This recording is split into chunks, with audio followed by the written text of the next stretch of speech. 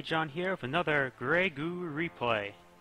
Spawning the left side, we have Wiktor.galazka. I think that's how you say it.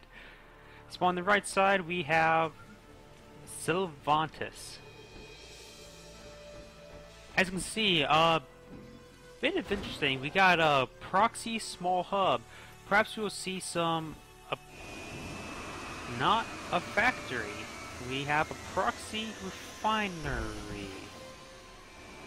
There's not enough room to build production on the other side. So what is he thinking? And he should place the refinery up here so it doesn't get spotted as easily.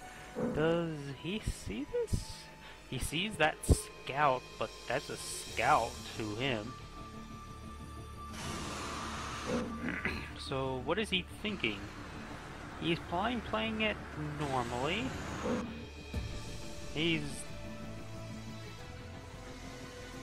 I don't even know. He has a good sized number of commandos. He has versus a good amount size of stalkers. This is a proxy refinery outside the opponent's base. Does he not realize? Does he not know he saw there was a base there? So, I have no idea. This just seems... Does he know about it? No. He could still see the harvesters, so the best place to would have been to put the extractor up here, and perhaps he would never find out. He knows the enemy base is over here. Wait, does he not know there's a base right there? Because on one side there's markings, on the other side there is not, but he's clearly saw that area. So what is this guy thinking? He's sending out his force of commandos. It's just not enough commandos to really do an overwhelming force. In fact, once he attacks, this area will be an area in conflict, which causes him to see this extractor, or at least see the harvesters going this way? I just have no idea. Perhaps it's supposed to be a security force for the extractor, the oddly placed extractor. This beta player is really expanding hard, which is good to see. Gives him a large amount of resources. Let's see, we've got 1, 2, 3 refinery to 1, 2, 3, 4, 5. So the left player has a significant more economy. But this just still baffles me of why. I can see placing a extractor there, he probably won't see it unless he sends a designated scout to go up there. But still, placing the extractor down here is just straight up bad. Like, sure, you get the 13 credits per second over the 10 credits per second, but this is much more dangerous, much more exposed.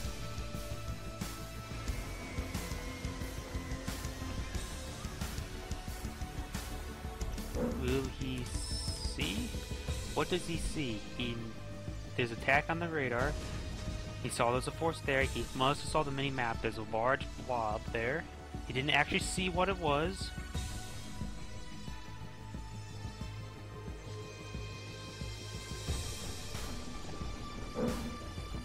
Currently the forces are not just sitting right there. Perhaps this would be another proxy refinery. That's just a really bad spot. The knight's focusing firing down at the stalkers. He's calling up his army back up. And he doesn't really have enough force to counter to... He's trying to wall off the area to prevent enemies from coming in. The walls do take 5 times 5 damage when they are building. And these guys will place on attack moves, so they're attacking the wall and not the enemy units. Sure, he has this small bit of a graphical bug there.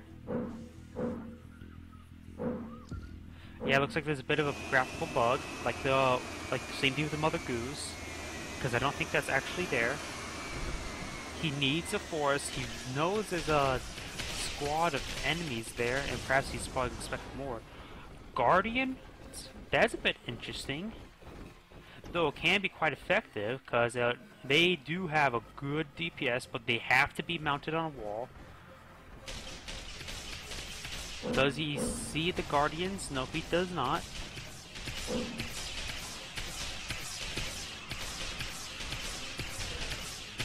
So, these Guardians will give him a great amount of presence. He needs to place one up there now, immediately. Looks like that graphical glitch is gone.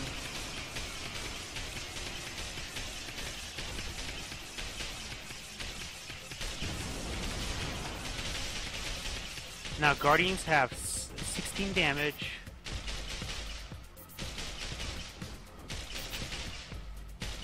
They also have, I think, a penetration of... They also have penetration of 3. So they're great, though they're not exactly as... They can do a good amount of damage. They do damage better than a Stalker, though they don't... For the anti-air, they're not as good as a Cloudburst.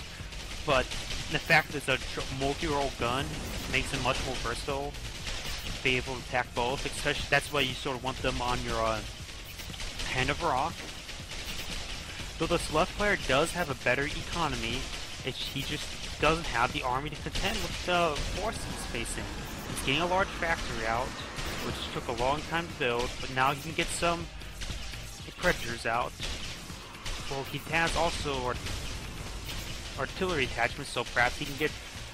What? Not artillery, but I would say Avalanche Siege units are probably the best, because he's dealing with basically buildings. I think Avalanches deal 150 damage or 200, so they're basically vehicle snipers.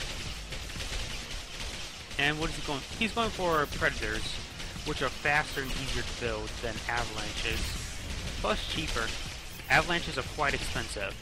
The red player has abundance of resource coming in at 32 additional creds per second, so he needs better economy. He needs more production structures. He hardly has anything building. He has 2 war factory. That's no production whatsoever. Now we've got a squad of 3 Predators. They can deal a lot of damage, though they will have extreme trouble facing these Guardians. He probably should start repairing this wall to make those Guardians last even longer. Perhaps even build a backup wall, so in case this wall segment is destroyed, you can hop onto another wall segment, because the Guardians do not get destroyed when the wall goes down. These Guardians are dealing nice damage, since they can pierce all the armor of the Predators.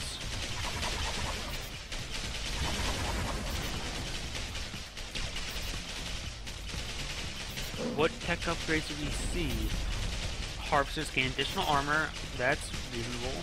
Predators volumes return to a single shot. I tend to disagree with this upgrade. It doesn't change the DPS, it just only changes the overkill factor when they kill Lord units. I would have got the one for perhaps Avalanches to move and shoot, so it's good for kiting and running away and shooting. Wait, did the Guardian actually get killed, or... I thought the Guardians don't die when the walls get blown up, or was it just on the ground and it got blown up? Let me check that. Looks like this upgrade got finished. Now it does a sustained DPS instead of burst DPS. However, the total DPS is still the same. So that's why I disagree with that upgrade. Oh wait, does their initial shots change? If the red player gets a Predator, which he does, I need to check that out. Nope, the DPS does not change. Because you can see here, fire rate of 2. Oh. There's a fire rate of 2 and a fire rate of 0.5, so their DPS does not change.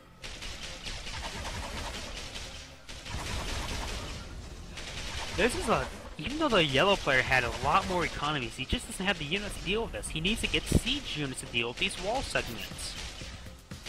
That's the best way to counter this type of, not exactly rush, but fighting. Now we've got heavy predator production on its way, on the front line.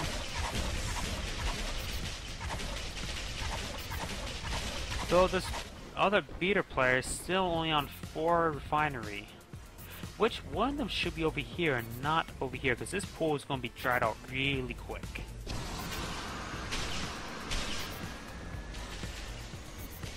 We got hailstorms, which are also another good option to get siege units. But the problem is, now he's let this go on for so long, he didn't properly counter the guardians. So now he has a big army on his doorstep. And both players have a ridiculous amount of economy. The yellow player is not producing stuff, but well, it looks like the red player is going to win this game.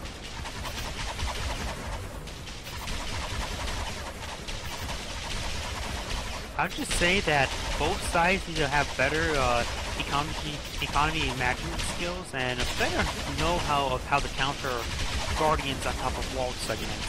Siege units are designed to take on buildings. They have a huge amount of damage. Hailstorms can bombard the enemy units on the structure without being worried about getting hurt. But the problem is, it's just they don't have high enough DPS for that. And this is how the game ends. Him sniping out the hubs, which are incredibly expensive, and too vulnerable, I'd say, because he could just snipe the hubs while they're building and stop all production. While humans can place conduit wire incredibly fast and for much cheaper. And this is how the game ends.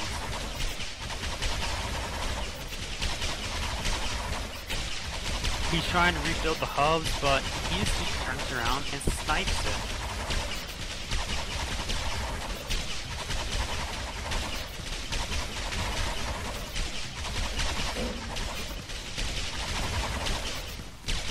Perhaps he also went for these upgrades a bit too quickly. Oh. Looks like they might have paused or something like that.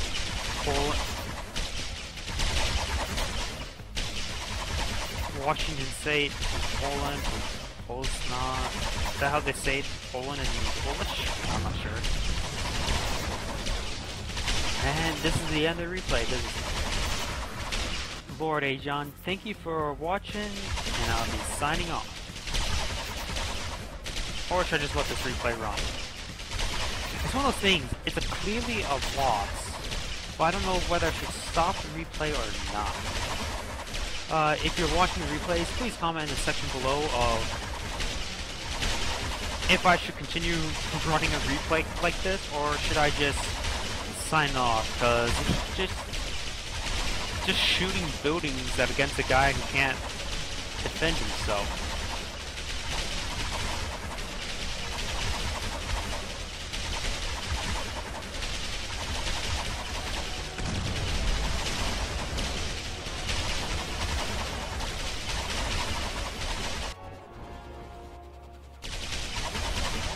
Yeah, I hate it when people don't surrender with a game like this. If I know if I was going to lose, I just surrender immediately. Save the trouble of going through all this structure. Yeah, now he's selling off the structures. And that's the end of the game. This is Lord.agion signing off.